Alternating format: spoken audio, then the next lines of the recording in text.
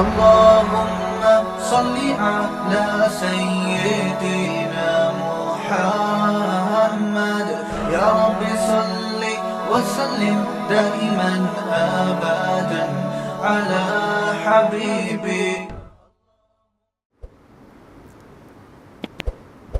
تو ایمان والوں کی دو علامتیں قرآن میں اللہ نے بہت زیادہ بیان کی ہیں، اور یہ دو کام نبی رمضان میں زیادہ نہیں بلکہ بہت زیادہ کیا کرتے تھے.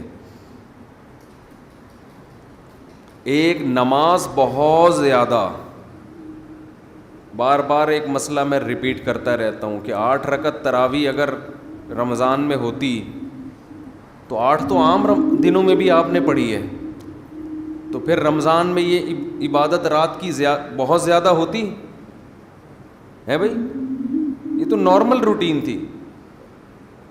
پھر وہی بات آتی ہے، بخاری کا حوالہ دیتے ہیں کہ حضرت عائشہ فرماتی ہیں کہ نبی رمضان غیر رمضان میں 8 پڑھتے تھے. بخاری کی دوسری حدیث اس کے خلاف ہے،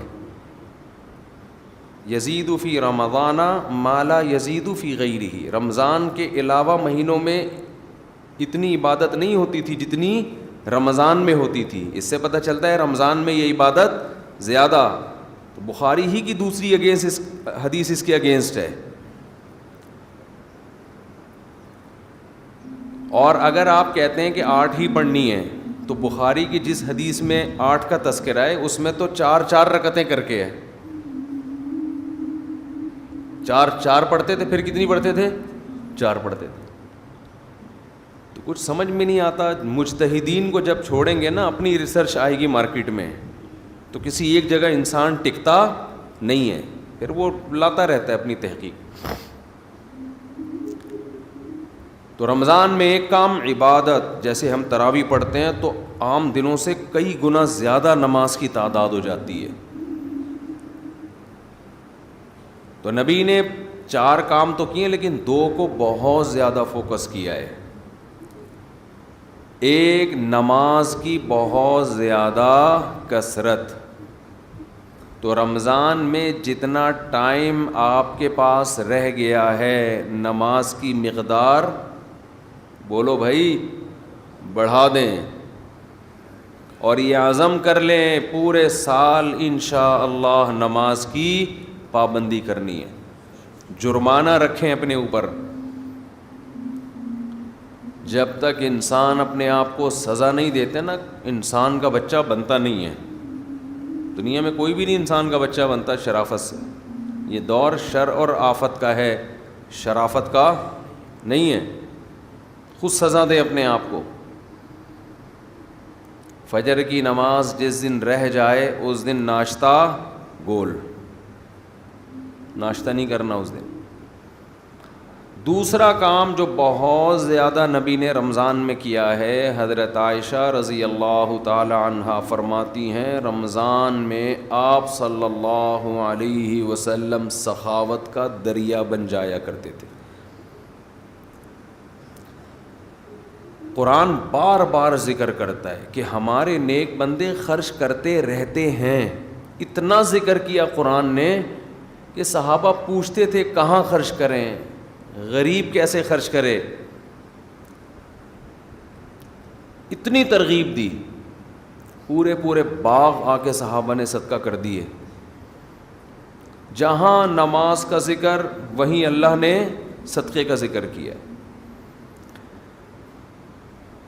ماہرین معیشت اگر یہ آیتیں دیکھیں تو وہ شاید یہ سوچیں کہ صدقے کا تذکرہ اللہ قرآن میں اس لیے ذکر کرتا ہے تاکہ دنیا سے غربت کا خاتمہ ہو جائے، اکنامکلی مسلمان قوم مضبوط ہو جائے. سمجھ لیں بھائی، یہی وجہ ہوگی نا، تاکہ سب دیں اور معیشت میں اعتدال پیدا ہو جائے. یہ وجہ دوسرے نمبر پر ہے، اصل وجہ یہ نہیں ہے. سمجھ رہے ہو کہ نہیں سمجھ رہے؟ یہ اصل وجہ بولو نہیں ہے. اصل وجہ یہ ہے کہ انسان اور بندے کا جو اللہ اور بندے کا جو تعلق ہے نا، اللہ چاہتے ہیں تم یہ ثابت کرو اپنے عمل سے کہ تمہارا مجھ پر ایمان ہے اور تمہیں یقین ہے کہ ایک دن تمہاری مجھ سے ملاقات ہونے والی ہے، اور تم دنیا کو مسافر خانہ سمجھتے ہو اور تم دنیا سے دل نہیں لگاتے ہو۔ اس کے لیے جب تک روکھڑا خرچ نہیں کرو گے مجھے یقین نہیں آئے گا۔ بہت مشکل ہے بات سمجھنا۔ اس کے لیے جب تک روکھڑا خرچ نہیں ہوگا، اللہ کہتے ہیں مجھے تمہارے دعووں پر یقین نہیں آئے گا۔ اس کی مثال دیتا ہوں میں۔ ایک کروڑ پتی تاجر آپ کے پاس آیا اور کہنے لگا کہ ایک پلاٹ بک رہا ہے، خرید لے، انویسٹ کر لے، پیسے نہیں ہیں ادھار لے کے ڈال دے، 1 کروڑ کا لے گا، میں تجھے قسم اٹھا کے کہتا ہوں 1 مہینے میں 30-40 لاکھ اس کی قیمت بڑھ جائے گی۔ پھر نہ بولنا کہ سودا ہاتھ سے نکل گیا۔ اس کی جگہ جب میں ہوں گا تو میں اسے مشورہ دوں گا، اگر تجھے اتنا ہی یقین ہے کہ یہ 1 مہینے میں 1 کروڑ سے 1,50,00,000 کا ہو جائے گا تو اپنے پیسے لگا دے۔ کیا خیال ہے بھائی؟ اب وہ جواب میں این آ چوں چاں چیں چوں کرنے لگے، اس کا مطلب اس کو یقین بولو نہیں ہے۔ اس کو کسی نے یہ پلاٹ آپ کو پہنانے کا حکم دیا ہے، اس کا کمیشن ہے کہ یار اس کو پہنا دے، یہ سبزی والے بھی اس سے پیسے لے کے بھاگے ہوئے اور پتہ نہیں کون کون یہ خرید لے گا۔ جس کو یقین ہوتا ہے وہ اپنا سودا جانے دیتا ہے۔ بعض لوگ کیا کرتے ہیں کہ ہم اسٹیٹ ایجنٹ کو پیسے دیں گے کہ پلاٹ خریدو اور بیچو، تو دے دیں، بہت اچھی بات ہے، لیکن عام طور پہ اسٹیٹ ایجنٹ کیا کرتے ہیں، اور بہت صحیح کرتے ہیں وہ، کیونکہ ان کی جگہ آپ ہوتے تو آپ بھی یہی کر رہے ہوتے۔ جہاں لگا کہ انویسٹمنٹ کم اور پروفٹ زیادہ تو وہ آپ کا نہیں بلکہ اپنا پیسہ لگائے گا اس میں، سمجھتے ہو؟ اور جہاں لگا کہ انویسٹمنٹ زیادہ ہے پروفٹ کم ہے، وہاں کمیشن پہ آپ کو وہ پلاٹ پہنا دے گا، اپنا کمیشن رکھ لے گا 2%، 1% جو بھی ہے آپ کو پہنا دے گا وہ۔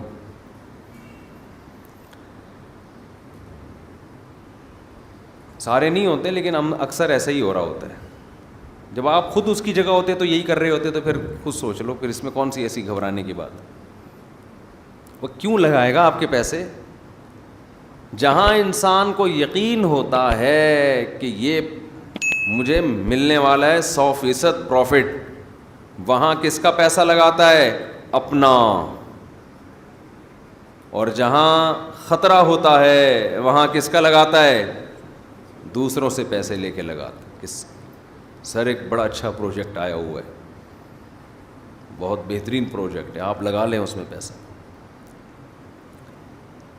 تو اللہ تعالیٰ یہ دیکھنے کے لیے کہ یہ مجھ پہ یقین رکھتے ہیں کہ نہیں رکھتے ہیں، یہ مجھے رزاق جو کہتے ہیں کہ میں روزی دیتا ہوں، یہ خالی پیلی کے نعرے ہیں، ہوائی باتیں ہیں، یا یہ مانتے ہیں کہ رزق کس کے ہاتھ میں ہے؟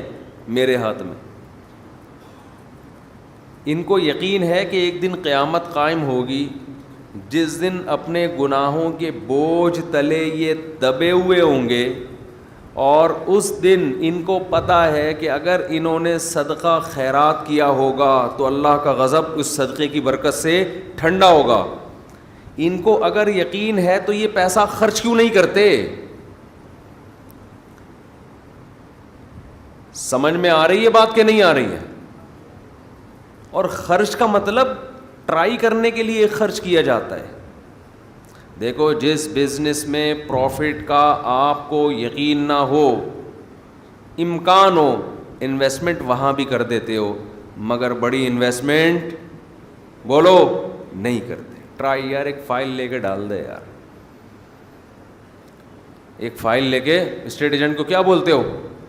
یار سب لوگ خریدنے، ہماری بھی ایک لے کے ڈال دے فائل، اتنے پیسے ہیں میرے پاس، 10 لاکھ 15 لاکھ 20 لاکھ 30 لاکھ، کچی آبادی میں بھی لوگ پلاٹ لے لیتے ہیں۔ سوچو 10 20 لاکھ کے انویسٹمنٹ تو کچی آبادی میں کر رہے ہیں، کبھی اللہ کے لیے 10 15 لاکھ کی انویسٹمنٹ کی کسی نے؟ نہیں آئی کھوپڑی میں بات ہے؟ یعنی اللہ کو قرضہ دینے میں اتنا بھی رسک نہیں لے رہے جتنا کچی آبادی میں 10-15 لاکھ کے پلاٹ کا رسک لے رہے ہوتے ہیں. اس کا مطلب اتنا اللہ کے پاس جب انویسٹمنٹ کرتے ہیں نا تو 20 روپے دے دیے اس کو وائپر والے کو جو آپ کا گاڑی کا شیشہ صاف کر رہا ہے. حاتم طائی کی خبر پہ لات مار دی. اللہ کے لیے جب انویسٹمنٹ کر رہے ہوتے ہیں تو گھر میں جو راشن آ رہا ہے, انڈے پراٹھے بیوی کو جو کھلا رہے ہیں, اسی میں نیت کر لی صدقے کی. ٹھیک ہے وہ بھی صدقہ ہے لیکن وہ تو آپ کو دینا ہے, وہ تو نو کا آپشن ہی نہیں ہے آپ کے پاس. ہے کوئی رفیع بھائی, کوئی کسی کے پاس کسی کے باپ کوئی مائی کا لال ایسا پیدا ہوا گھر والوں نے کہا 6 انڈے لاؤ اور آپ 5 لے آئے؟ ایسا کوئی ہو سکتا ہے وہ چنگیز خان میں اتنی ہمت ہو. تو اللہ یہ دیکھنے کے لیے کہ مجھ پر ایمان رکھتا بھی ہے کہ نہیں رکھتا, تو اللہ ہم سے کیا مانگتے ہیں؟ پیسہ مانگتے ہیں. اس لیے نہیں کہ اکانومک ملک کی بحال ہو جائے, غربت کا خاتمہ ہو جائے. غربت کے خاتمے کے لیے اگر صدقے کا حکم ہوتا تو غریب کو صدقے کا حکم کیوں ہوتا کہ وہ بھی کرے صدقہ؟ ہے بھائی, اسلام تو غریب کو بھی کہتا ہے اتقوا النار ولو بشق تمرۃ. غریب کو حکم دیا جہنم کی آگ سے بچو, صدقہ کرو. غریب کہے گا, خاص طور پہ صحابہ کے زمانے کے غریب تو ایسے غریب تھے کہ ایک ازار ہے ٹوٹل ملکیت, اوپر پہننے کی قمیض بھی نہیں ہے. یہ ایسے ایسے غریب جو آج کل آپ کو ملیں گے نہیں. اتنے غریب صحابی کو حکم دیا جا رہا ہے کیا کرو؟ صدقہ کرو تاکہ اللہ کے غضب سے حفاظت ہو. وہ پوچھیں گے کیسے صدقہ کریں؟ آپ نے فرمایا شق تمرہ, کھجور آدھی توڑو, آدھی خود کھاؤ, آدھی کسی اور کو کھلا دو, صدقہ کر دو کسی. کیا اس سے غربت اکنامکلی قوم مضبوط ہو جائے گی؟ ہے بھائی, آدھی کھجور وہ کسی کو دیں گے کیا معیشت بحال ہو جائے گی قوم کی؟ تو خوب سمجھ لو زکوٰۃ صدقہ خیرات کا بنیادی مقصد قوم کو معاشی لحاظ سے مضبوط کرنا نہیں ہے, یہ اس کی ایک حکمت ہے. نتیجہ نکلے گا کہ قوم معاشی لحاظ سے مضبوط ہوگی, غربت کا خاتمہ ہوگا. نتائج میں یہ بات داخل ہے. آپ کو جو حکم دیا جا رہا ہے وہ اس لیے نہیں بلکہ وہ آپ کا خدا سے تعلق کتنا ہے, آپ اس پر ایمان رکھتے ہو, آپ اپنے آپ کو اس کا غلام سمجھتے ہو کہ نہیں سمجھتے, آپ کو اس کے وعدوں پر یقین ہے. من ذا الذی یقرض اللہ قرضا حسنا, اللہ کہتے ہیں کون ہے مجھے قرضے دے, قرضہ دو, قرضہ, اور میں سود لگا کے دوں گا, واپس بڑھا کے دوں گا. جس کو یقین ہے کہ رزاق اللہ ہے, کھلاتا وہ ہے, میں جو دے رہا ہوں یہ پیسے ضائع نہیں ہو رہے, یہ رب کو دے رہا ہوں, وہ سخاوت کا دریا بنتا ہے. اور جس کو یقین ہی نہیں ہے وہ ہر وقت نوٹ بیٹھ کے گنتا رہتا ہے, کمیٹیاں ڈال ڈال کے اور گھسیٹ رہے ہیں, کمیٹیاں ڈال ڈال کے, پیٹ کاٹ کاٹ کے کمیٹیاں ڈالی ہوئی ہیں. عربی میں نا کنجوس کے لیے 2 الگ الگ الفاظ استعمال ہوتے ہیں. دیر آر 2 types آف کنجوس. ایک کو بخیل کہتے ہیں اور ایک کو شحیح. شحیح شین اور حلوے والی ہا اور یا اور پھر حلوے والی ہا. روزے میں ذرا حلوے والی بات کرنے سے بھی اپنا مزہ ہے نا. تو اس کو کیا کہتے ہیں؟ شحیح. یہ کنجوس کی سپرلیٹو ڈگری ہے. کنجوس اسے کہتے ہیں جو دوسروں پہ خرچ نہ کرے. شحیح اتنا بڑا کنجوس جس کمبخت کو اپنے اوپر بھی خرچ نہیں کیا جا رہا اس سے. سمجھتے؟ یہ کنجوس کی وہ قسم ہے جو کمبخت اپنے اوپر بھی خرچ نہیں کرتا. 70 سال 80 سال عمر ہو گئی, بینکوں میں پیسے رکھے ہوئے ہیں, آڑے وقت میں کام آئے گا. تو آڑا وقت تو اب یہ آڑا نہیں تو کون سا وقت ہے یہ؟ خواتین زیور رکھا ہوا ہے, کئی تولے سونا, زکوٰۃ نکالتے ہوئے تکلیف ہوتی ہے. خوب سمجھ لیں, زیور چاہے استعمال کا ہو یا استعمال میں نہ ہو, سونا اور چاندی, اس پہ بہرحال زکوٰۃ واجب ہے. خواتین کہتی ہیں کہ یہ ہم نے آڑے وقت کے لیے رکھا ہوا ہے. تو آڑا وقت تو آ گیا نا. آڑا وقت کا مطلب یہ ہوتا ہے کہ آپ پر ایسی کوئی مصیبت آ جائے کہ آپ کے پاس اپنی بنیادی ضرورت کو پورا کرنے کے لیے بھی پیسہ نہ بچے. تو ایسے آڑے وقت میں اسلام نے آپ کو اجازت دی ہے, آپ کسی سے مطالبہ کر سکتے ہیں. لیکن ہم نے دیکھا ہے کہ ایسے آڑے وقت میں بھی لوگ اپنا مال خرچ نہیں کر رہے, دوسروں سے مانگ رہے ہیں, زکاتیں مانگ رہی ہیں. بعض خواتین جن کے پاس, ایک صاحب نے مجھے کہا کہ ایک آدمی کے پاس 1,00,000 روپے پڑے ہوئے ہیں بینک میں, بیچارے کے پاس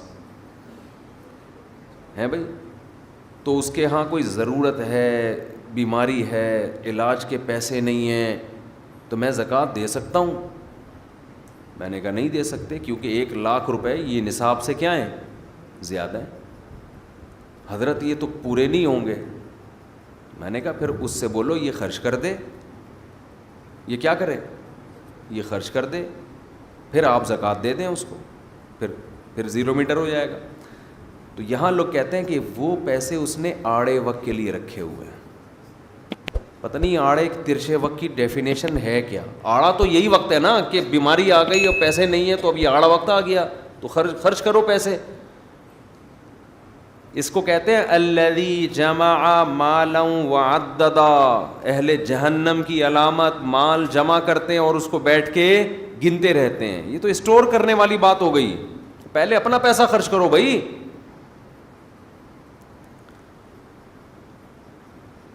تو اللہ نے جو ہمیں مال خرچ کرنے کا حکم دیا وہ اللہ اور بندے کے تعلق کی وجہ سے. دیکھو جب آپ کو کسی سے محبت ہوتی ہے تو محبوب پر پیسہ اس کی ضرورت کی وجہ سے خرچ نہیں کیا جاتا, بلکہ اپنا اور محبوب کا تعلق ثابت کرنے کے لیے اس کے ثبوت کے طور پہ پیسہ خرچ کیا جاتا ہے.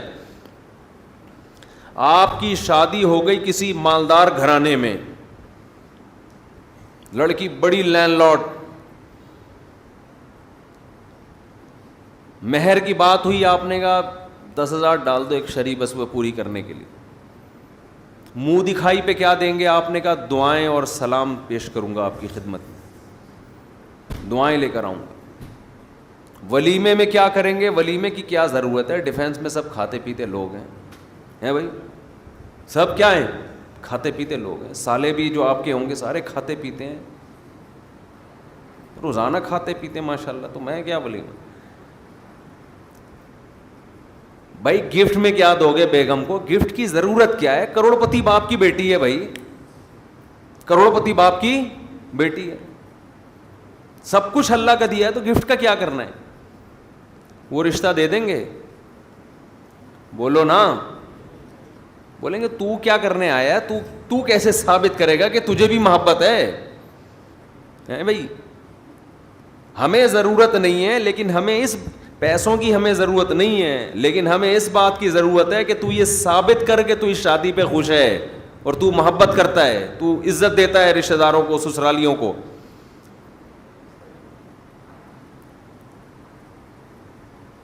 تو ملک میں غربت ختم ہو چکی ہو, کوئی غریب نہ ہو, کسی کو ضرورت نہ ہو, پھر بھی اللہ کیا کہتا ہے؟ آپ نے مال خرچ کرنا ہے. یہ نماز کی طرح ضروری ہے. اہل ایمان کی علامات میں سے وہ تلاش کرتے رہتے ہیں اللہ کو خوش کرنے کے لیے پیسہ نکالنا ہے, پیسہ. اب آپ ڈرے ہوئے ہوں گے مفتی صاحب اب مانگیں گے چندہ ٹائٹ والا.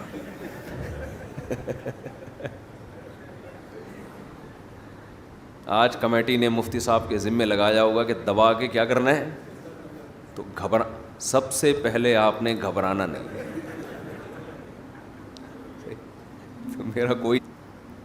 میرا کہیں یورپ کا ویزا لگنے والا تھا تو کسی نے شکایت کر دی کہ یہ آئے گا چندہ مانگے گا, تو جو بلانے والے تھے وہ پیچھے اڑ گئے.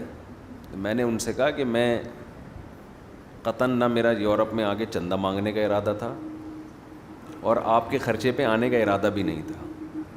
تو آپ سے تو رابطہ کیا, ویزا لگ جائے گا تو ہم اپنے خرچے پہ جائیں گے. تو پتہ نہیں مولویوں کا کیا امیج لوگوں نے دماغ میں بٹھا لیا ہے. تو میرے بھائی, آپ کو جو ہم ترغیب دے رہے ہیں, اور یہ آپ کو نہیں, یہ میں اپنے آپ کو بھی دے رہا ہوں. میں تو جب بیان کرتا ہوں تو سب سے زیادہ میں ڈر رہا ہوتا ہوں کہ میں کتنا اس معیار پہ پورا اترتا ہوں. اللہ مجھ سے پوچھے گا, ادھر تو بڑا فنٹر بنا ہوا تھا ممبر پہ بیٹھ کے, تو کیا کر رہا ہے. تو یہ مجھے خود بھی ڈر لگ رہا ہوتا ہے کہ ہم کون سا کوئی سخاوت کے دریا ہیں.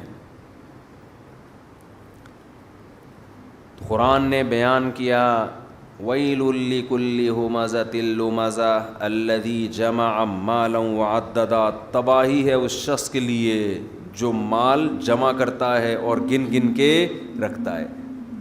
یہ چائنا والوں پہ سوٹ کرتی ہے یہ چیز, جنہوں نے کروڑوں روپے کے قبرستان خریدے ملیشیا میں. نہیں بتایا, دکھائی میں نے ویڈیو, ایک پیسہ لے کے دفن ہو جاؤ.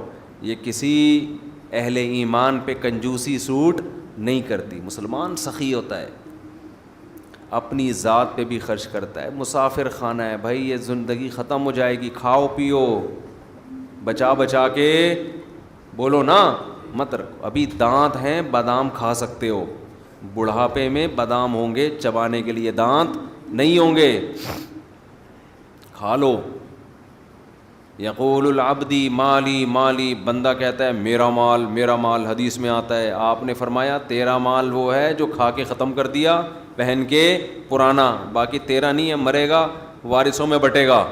اور وارثوں کا بھی نہیں ہے, وہ مریں گے آگے ان کے وارثوں میں جائے گا, کھاتا کوئی بھی نہیں ہے. ہر آدمی اس نیت سے بچا رہے میرے بچوں کے کام آئے گا, بچے اس نیت سے بچا رہے ہمارے بچوں کے کام آئے گا, وہ اس نیت سے کہ ہمارے بچوں کے کام آئے گا. تو یہ قیامت کے میں جو آخری بندہ پیدا ہوگا نا, اس کے کام شاید آ جائے, اس کے بھی نہیں آئے گا, وہ پھر اللہ زمین اور آسمان کو تباہ کر دے گا. اللہ نے بہت زیادہ دیا ہے, تو ٹھیک ہے بچوں کے لیے بھی کچھ روک لو, کچھ پراپرٹی لے کے ڈال دو. حدیث میں ترغیب ہے, بالکل لاوارث نہ چھوڑو, لیکن اس کی بھی ایک لمٹ ہو نا. ہر چیز کی ایک حد ہوتی ہے کہ نہیں ہوتی, کہ بھئی یہاں تک کرنا ہے میں نے جمع, اس کے بعد نہیں کرنا. ہمارے ہاں کوئی حد ہی نہیں ہے, کتنا جمع کرنا ہے, بس جتنا ہو جائے جتنا ہو جائے جتنا ہو جائے, تو کرتے چلے جاؤ. پھر تو نہ خود کھا سکو گے نہ دوسروں کو کھلا سکتے ہو.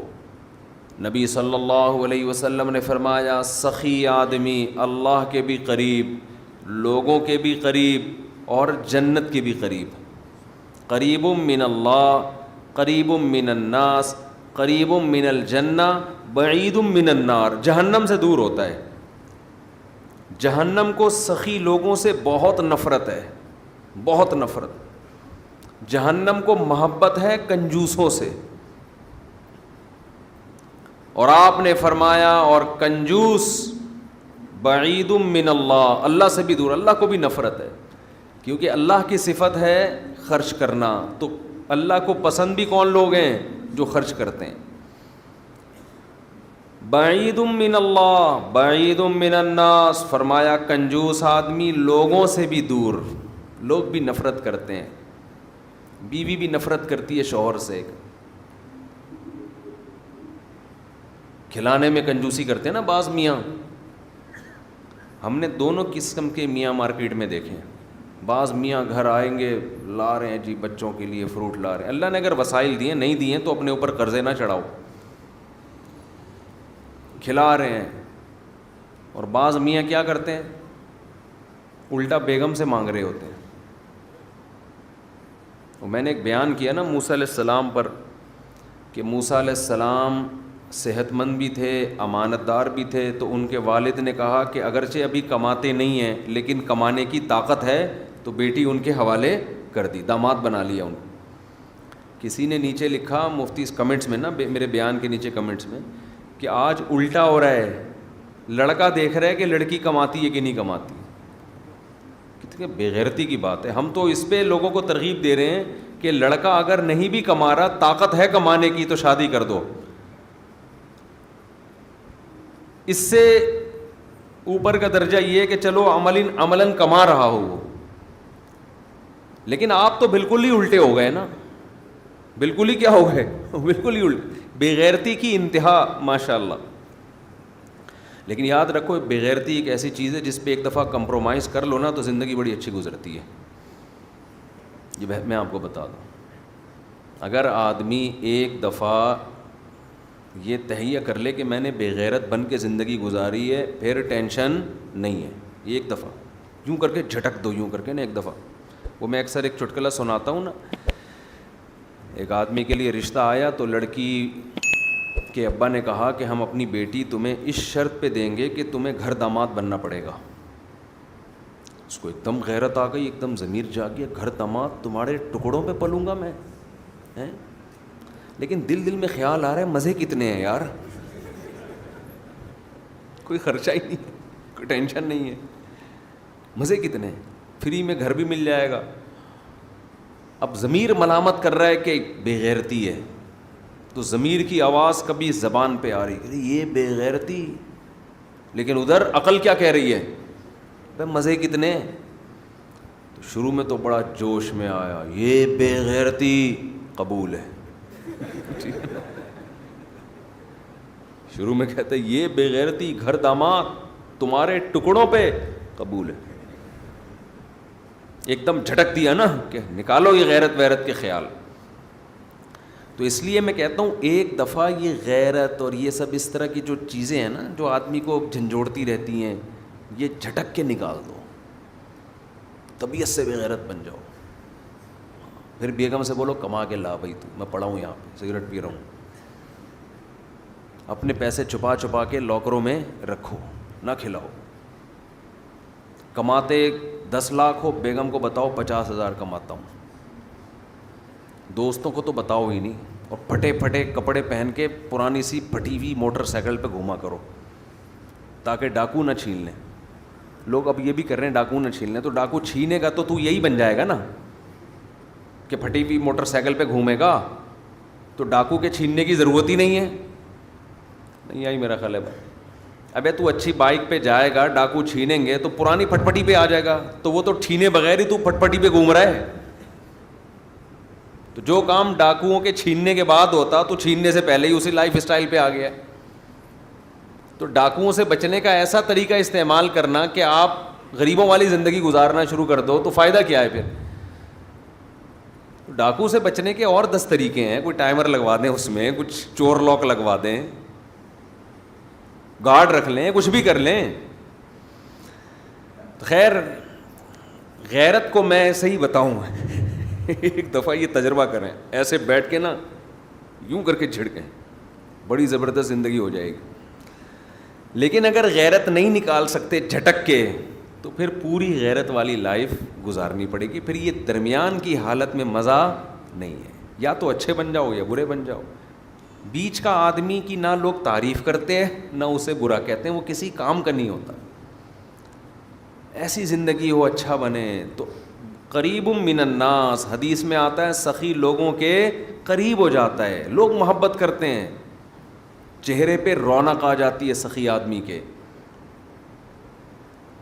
اور آپ صلی اللہ علیہ وسلم نے فرمایا کنجوس اللہ سے بھی دور اور لوگوں سے بھی دور. لوگ بھی کہتے ہیں لچڑ, لچڑ سمجھتے ہیں, بڑا ہی لچڑ آدمی. اور لچڑ صرف اس کو نہیں کہتے خرچ نہ کرے, ہر وقت لوگوں کی جیبوں سے چیزیں نکالنے کی کوشش میں لگا رہنا, یہ بھی لچڑ پنا ہے. اور آج کل دور ہے مارکیٹنگ کا, اپنی پروڈکٹ کو کی مارکیٹنگ کرتے ہیں نا لوگ, تو مارکیٹنگ میں بھی میں نے لچڑ بھی دیکھے ہیں. دیکھو ہر آدمی چاہتا ہے میری پروڈکٹ مارکیٹ میں جائے, لیکن اس کا ایک طریقہ ہوتا ہے, موقع بے موقع اپنی چیزوں کو لا لا کے میری یہ چیز خریدیں میرے, یہ ہر وقت ہر بے موقع. اب میں بعض واقعات ایسے سناؤں تو وہ بندہ سمجھ جائے گا کہ میرے بارے میں بات ہو رہی ہے, اس لیے مجھے پھر وہ بتاتا نہیں میں. بے موقع آپ کی بات کیا چل رہی ہے, آپ اپنے ڈبے لے کے بیٹھ جاؤ, اپنے دودھ کے ڈبے. بات کیا چل رہی ہے, آپ اپنا گھی لے کے بیٹھ جاؤ, ہماری دکان میں یہ گھی ہے. ابے بھائی تم یہاں بات مجھ سے گھی کی کرنے کے لیے آئے ہو, کیونکہ 10 لوگ بیٹھے ہوئے ہیں نا, تو میرے ساتھ بیٹھ کے اپنا گھی چورن بیچنا شروع کر دیتے ہیں لوگ. بھائی مجھ سے کوئی ملنے آیا, فار ایگزامپل اس کا گھی ہے بہت اچھا, ایک مثال دے رہا ہوں, اب ان کو پتہ ہے مفتی صاحب کے ساتھ 20 آدمی اور بیٹھے ہوئے ہیں تو اپنا گھی مجھے تعارف کروانا شروع. وہ مقصد ہوتا ہے بندوں کو گھی پہنانا. یہ غیر اخلاقی حرکت ہے, موقع نہیں ہے یہ. مارکیٹنگ کرنے والے آدمیوں کو دیکھیں نا, ایسے الفاظ رٹ کے آئے ہوئے ہوتے ہیں. مجھے وہ گدھا یاد آتا ہے, ایک آدمی سے گدھا بک نہیں رہا تھا, اس نے دلال کے ذمے لگا دیا کہ یار تو بیچ دے, تجھے بولنا آتا ہے. تو اس کا گدھا لے کے مارکیٹ میں گیا مالک کے ساتھ. مالک کی نہیں فن نہیں تھا اس میں بیچنے کا. اب اس دلال نے اس گدھے کی تعریفیں شروع کی ہیں کسٹمر بنانے کے لیے. یہ ایسا گدھا, اس پہ قائد اعظم بیٹھ کے گئے تھے. یہ ایسا گدھا, اس کے زمانے کے سارے گدھے مر گئے, یہ زندہ ہے. اور یہ ایسا گدھا, پتہ نہیں اتنی تعریفیں کی. مالک نے کہا, وہ اتنا متاثر ہوا اپنے گدھے سے, ٹھیک ہے نا, اس نے کہا بھائی اتنا قیمتی گدھا میں نہیں بیچتا. وہ خود ہی متاثر ہو گیا جس کا گدھا تھا. یہ بھی لالچ ہے. آپ دکان پہ بیٹھ گئے, آپ کسٹمر آ رہے ہیں جا رہے ہیں, جتنا رزق عزت کے ساتھ آپ کے مقدر میں ہے اللہ آپ کو دے دے گا. دور دور سے آوازیں بڑھ رہا, ہاں باجی, ہاں صوفی صاحب. آپ دیکھو نا مارکیٹوں میں چلو تو کیا ہوتا ہے. اب تو ہم زیادہ گھومنا پھرنا چھوڑنا پڑ رہا ہے, ورنہ کبھی میں صدر میں جاتا تھا ہمارے ٹوپی ہوتی تھی نا, ہاں صوفی صاحب. او بھائی میں اپنے کسی کام سے جا رہا ہوں یار, صوفی صاحب بلا رہے ہیں کھینچ کھینچ کے, بیٹھو تو صحیح. کپڑے کھول کے نا, سارے کپڑے کھول دیے دکان میں. اور خواتین کتنی ہوشیار ہوتی ہیں, پوری دکان کھلوا دی اس سے. اس کے بعد پتہ چلا یہ یہاں کپڑا خریدنے آئی ہی نہیں ہے, یہ تو کسی اور, یہ تو چمونی آپا سے ملنے کے لیے آئی تھی یہاں پہ. لیکن دکان والے کو اس سے غرض نہیں ہوتی, یار کوئی بات نہیں, وہ لپیٹ دیں گے دوبارہ. تو اللہ رزق دیتا ہے استغنا کے ساتھ. میں یہ نہیں کہہ رہا کہ اس بہت زیادہ مستغنی ہو جائیں, لیکن اتنا پیچھے سے آوازیں دے دینا اور اس کو اتنا پیچھے گھر تک چلے جانا, بھائی تو تیرے رزق مقدر میں ہے, اللہ تجھے یہاں عزت کے ساتھ دے دے گا. سعودی عرب میں جو عرب لوگ ہیں نا, ان میں کچھ خامیاں بھی ہیں, بہت ساری خوبیاں بھی ہیں. ایک بڑی خوبی عربوں میں استغنا. ہمارے حضرت فرمایا کرتے تھے, ہم جب سعودی عرب میں دکان میں کوئی چیز خریدنے جاتے ہیں نا, عربی سے بولو یہ کتنے کی, وہ بتاتا اتنے کی. دوبارہ پوچھو گے نا, بولے گا چلو. ان کی زبان سے نکلتا نہیں ہے نا چلو کا لفظ, تو پاکستانی کو دیکھ کے کہتے تھے چلو, نکلو یہاں سے, لینے لو نہیں تو نکلو, اتنا ٹائم نہیں ہے. ہمارے ہاں آپ دیکھو, اس کے پاس لگتا ہے بہت ٹائم ہے, دکاندار کے پاس اتنا ٹائم ہے کہ اس کو اگر سجدہ بھی کرنا پڑا نا 1 گھنٹے کا کسٹمر کے سامنے, یہ کر لے گا. تو اللہ کو لالچی لوگ پسند بولو نہیں ہے. بارہا تجربہ ہوتا ہے, ہم کسی ضرورت مند کی مدد کر دو, ہمیں تو بہت تجربہ ہوتا ہے نا, کسی ضرورت مند کی مدد کی, وہ ایسا چپکتا ہے بھائی, ایسا چپکتا ہے کہ جان چھڑانا مشکل. وہ جب گزرے گا پیسے مانگنے کے لیے آئے گا, دروازے پہ آ کے بیٹھ جائے گا. ایک عجیب مصیبت, انسان سوچتا ہے ہم نے تو اس کو بھکاری بنا دیا, یہ تو ہماری غلطی ہے. پیسہ ایسی خطرناک چیز ہے, جب بغیر محنت کے ایک دفعہ منہ کو لگ جائے, یہ چرس اور ہیروئن سے زیادہ نفع ہے. لوگوں کو مفت بھیک دے دے کے بھکاری مت بناؤ. یہ جو اسلام نے آپ کو اتنا خرچ کرنے کی ترغیب دی ہے, اس کا مطلب یہ نہیں کہ نوٹ لے کے ایسے ہی لوگوں کو بانٹنا شروع کر دو. بھکاری مت بناؤ لوگوں کو. جہاں خیال پیدا ہونا کہ سامنے والے کے دل میں لالچ پیدا ہونا شروع, وہیں روک لو. اس کو بگاڑنا تھوڑی ہے ہم نے. خیر یہ ایک الگ موضوع ہے کہ خرچ کہاں کرنا ہے, یہ تو اس کی تو بڑی لمبی چوڑی تفصیل ہے. لیکن ذہن میں یہ بات بٹھا لیں کہ اللہ کو اگر آپ اللہ پر, آخرت پر ایمان رکھتے ہیں تو آپ کو خرچ کرنا نہیں بلکہ خرچ کرتے رہنا ہے. جیسے کھانا ایک دفعہ نہیں کھایا جاتا, ہمیشہ کھاتے رہتے ہیں موت تک. نماز ایک دفعہ نہیں پڑھی جاتی, موت تک انسان پڑھتا رہتا ہے. تو سخاوت کا بھی اسلام میں یہی اصول ہے, 1 آدھ دفعہ نہیں, کنٹینیو یہ کام کرتے رہنا ہے, کرتے کرتے مرنا ہے. وفی اموالہم حق للسائل والمحروم, اللہ کہتے ہیں ہمارے نیک بندوں کے مال میں سائل جو مستحق بھکاری ہیں, مستحق ہیں, ان کے لیے اور محروم لوگوں کے لیے حق ہے. وہ سمجھتے ہیں ہماری ذمہ داری ہے ان کو کھلانا. تو خوب خرچ کرو.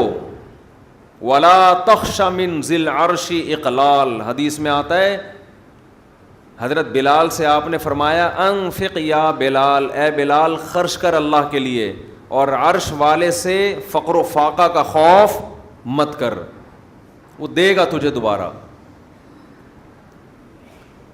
اور اپنے گھر والوں کو بھی ترغیب دینی چاہیے خرچ کرنے کی. آج ہمارے یہاں بعض دفعہ مرد تو خرچ کر رہے ہوتے ہیں, گھر میں عورتوں کو ترغیب نہیں دے رہے ہوتے. جب یہ نماز کی طرح ہے تو جیسے نماز مردوں پہ ہے عورتوں پہ بھی ہے نا, تو ہمارے نبی تو اپنی ازواج کو کہتے تھے خرچ کرو, حالانکہ گھر میں 40 دن چولہا نہیں جل رہا, لیکن ان سے کہہ رہے ہیں کہ کیا کرو, خرچ کرو. اور چولہا جلتا بھی اسی لیے نہیں تھا کہ جو نبی کے گھر میں آتا شام ہونے سے پہلے صدقہ ہو جاتا تھا. بچوں کو تربیت دیں خرچ کرنے کی. گلک بنا کے رکھے ہوئے ہیں, گلک جس میں بچے کیا کرتے ہیں جمع, ان کو یہ عادت خراب کرنے والی بات ہے. گلک کے بجائے صدقہ باکس بنا کے دیں, سمجھ رہے ہیں, اس پہ کیا لکھ دیں, گلک ہی بولتے ہیں نا, اس پہ لکھ دیں صدقہ باکس. اس میں جو پیسے جمع ہوں گے وہ کیا ہوں گے, صدقہ. بچپن سے بچہ جب جمع کرتا ہے اس میں مال کی محبت بڑھتی ہے. باپ کو چاہیے اس کو بتا دے بیٹا تمہارا باپ زندہ ہے, تمہیں جمع کرنے کی ضرورت. یار بول ہی نہیں رہے آپ لوگ, تو نہیں ہے بولنے میں کیا جا رہا ہے. جب بیٹا جمع کر رہا ہے نا جیب خرچی جوڑ کے, اس کو بولو بیٹا تمہارا باپ زندہ ہے, تمہیں جمع کرنے کی ضرورت نہیں. بلکہ اس سے بھی اوپر کی بات, اللہ رزاق ہے, تمہیں جمع کرنے کی ضرورت نہیں. وہ اللہ جمع کرتا رہتا ہے ہمارے لیے. ابھی تو قرآن کہتا ہے فَأَسْكَنَّاهُ فِي الْأَرْضِ, آسمان سے پانی برساتے ہیں, زمین میں جمع کر دیتے ہیں تمہارے لیے. تو اسٹوریج کا اللہ نے پہلے سے ہمارے لیے انتظام کیا ہوا ہے. پھل چھلکوں میں محفوظ ہو جاتے ہیں, انار کا چھلکا اندر سے انار کو سیو کر لیتا ہے. تو اللہ کی طرف سے جو جمع کرنے کا سسٹم ہے وہ کیا ہے ہمارے لیے, کافی ہے. اب بچہ کہے گا ابا پھر کھائیں گے کہاں سے, کمائیں گے کہاں سے, تو اس کو بتا دو بیٹا جو 2 ٹانگیں اور 2 پاؤں لے کر آئے ہو نا, یہ اس لیے تاکہ کنٹینیو کماتے رہو بیٹھ کے. کیا کرتے رہو, کماتے رہو بیٹھ کے.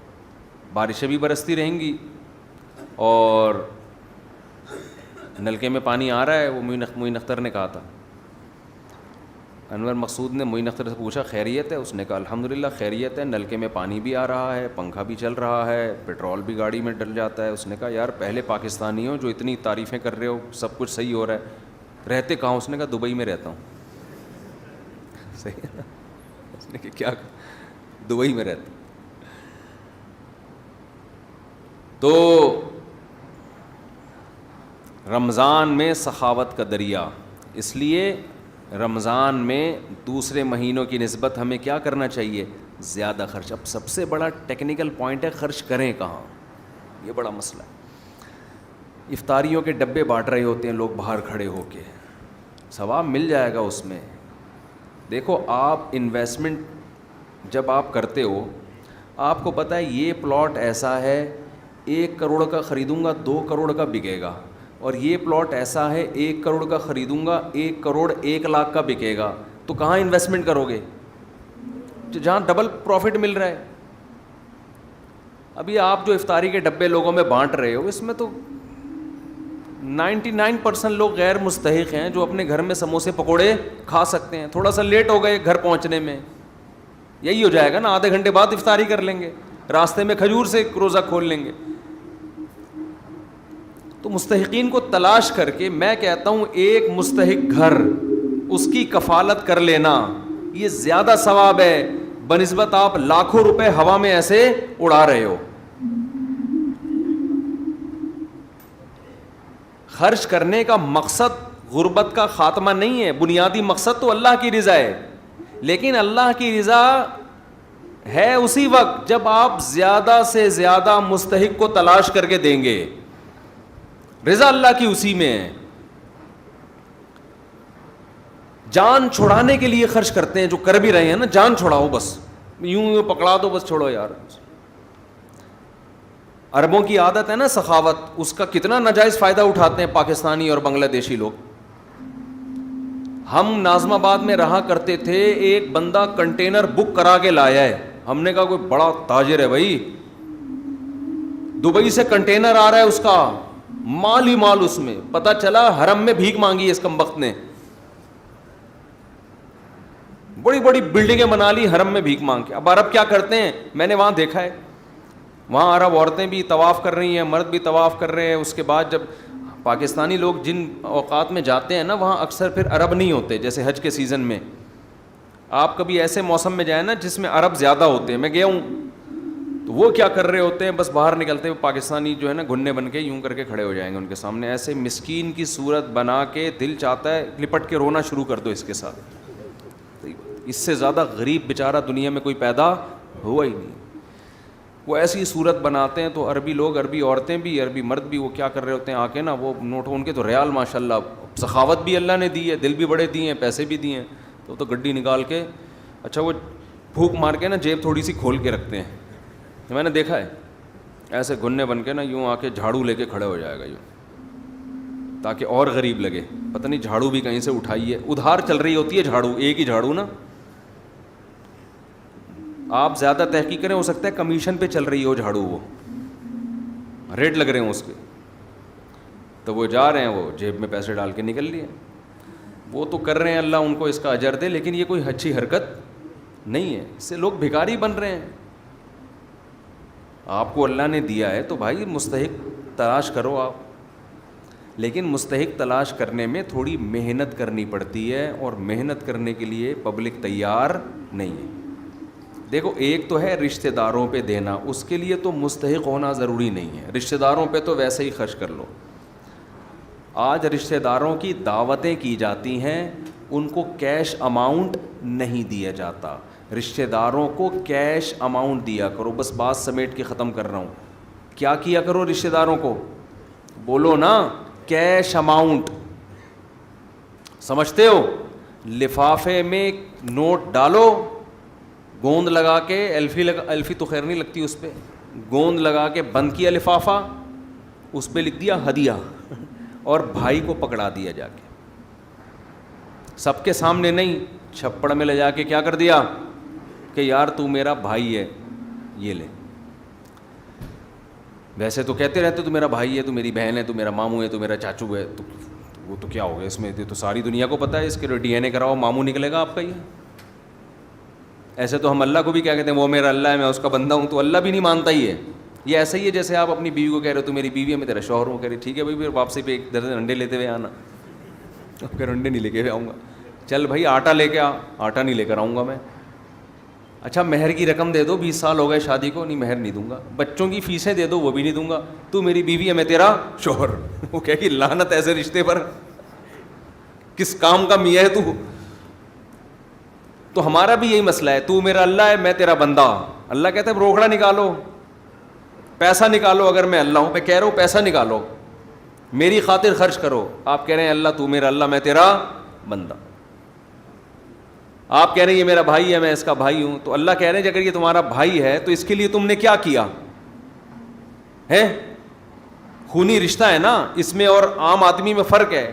یہ بہن ہے تو خونی رشتہ ہے, تو کیا کیا, کہہ رہے ہیں یہ میری بہن ہے, میں اس کا بھائی ہوں. یہ کیا ہم بچپن میں اکٹھے پلے بڑے ہیں, تو وہ تو اکٹھے اس لیے کہ ایک گھر میں پیدا ہو گئے, تو مجبوری تھی. اور یہ تھوڑی کہ پیدا اس گھر میں ہوئے, وہ وہاں رہے گا, وہ اس گھر میں رہے گا. تم نے کیا کیا, تم نے کچھ بھی نہیں کیا. یہ ثابت کرنے کے لیے کہ میں کیا ہوں, بھائی ہوں یا کیا ہوں میں. روکھڑا خرچ کرو, روکھڑا. ایک واقعہ سنا کے بیان ختم کرتا ہوں. دیکھو یہ پیسے میں اللہ نے یہ طاقت دی ہے کہ لوگ کہتے ہیں نا دنیا کا ہر کام پیسے سے ہوتا ہے, کہتے ہیں نا, یہ صحیح کہتے ہیں. ہر کام کس سے ہوتا ہے, واقعی پیسے سے ہوتا ہے. غلط کام بھی پیسے سے ہوتا ہے, صحیح کام بھی پیسے سے ہوتا ہے. اللہ سے آپ کا معاملہ ٹوٹ گیا تو وہ بھی پیسے سے جڑ جائے گا. اللہ کو پیسے دے دو, حدیث میں آتا ہے صدقہ اللہ کے غضب کو ٹھنڈا کرتا ہے. اس کا مطلب یہی ہوا نا کہ اللہ کے لیے خرچ کرو, اللہ کہتے ہیں گویا مجھے دے رہے ہو پیسے. اسی طرح رشتہ داری اگر ٹوٹ گئی ہے تو ناجائز کر کے رشتہ داری مت جوڑو. لوگ رشتہ داری کیسے جوڑ رہے ہیں؟ ناجائز باتوں میں رشتہ داروں کے ساتھ شریک ہو رہے ہیں. شادیوں میں مکس گیدرنگ ہے, موسیقی کی محفلیں ہیں, آپ جا رہے ہو شادی میں اس لیے کہ نہیں گیا تو رشتہ دار ناراض ہو جائیں گے. یہاں آپ کو اجازت نہیں ہے جانے کی, ہو جائیں ناراض. لیکن اس ناراضی سے بچنے کا طریقہ کیا ہے؟ کیا خرچ کرو؟ پیسہ.